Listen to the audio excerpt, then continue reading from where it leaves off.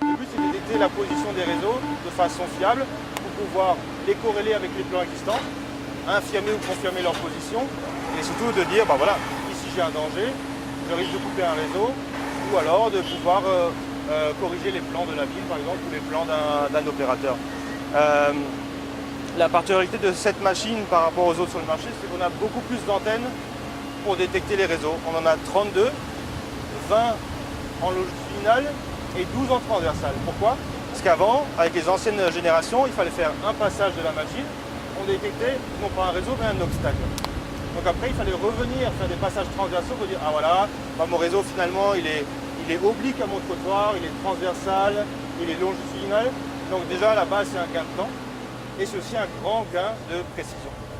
Et avec l'autre avantage, c'est qu'avec le cumul des 32 antennes, enfin des données des 32 antennes, on peut avoir une vue de dessus.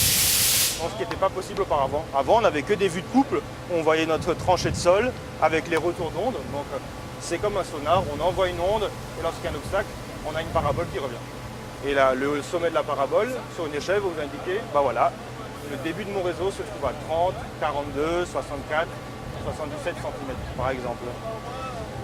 L'autre aspect, c'est qu'on peut corréler vos analyses de sol avec une position GPS. Donc on utilise une antenne de Leica, qui est un fabricant d'antennes GPS, et on fonctionne en GPS différentiel. Donc ça permet, grâce à un abonnement, de corriger l'erreur du GPS, qui est de quelques mètres, et d'avoir une précision de positionnement entre 2 et 5 cm. Voilà, l'antenne fonctionne en Bluetooth avec votre tablette, qui elle va récupérer les données.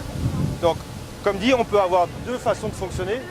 Soit on fait le survey, l'analyse, et on marque directement au sol, à l'aide de bombes ou ce genre de choses.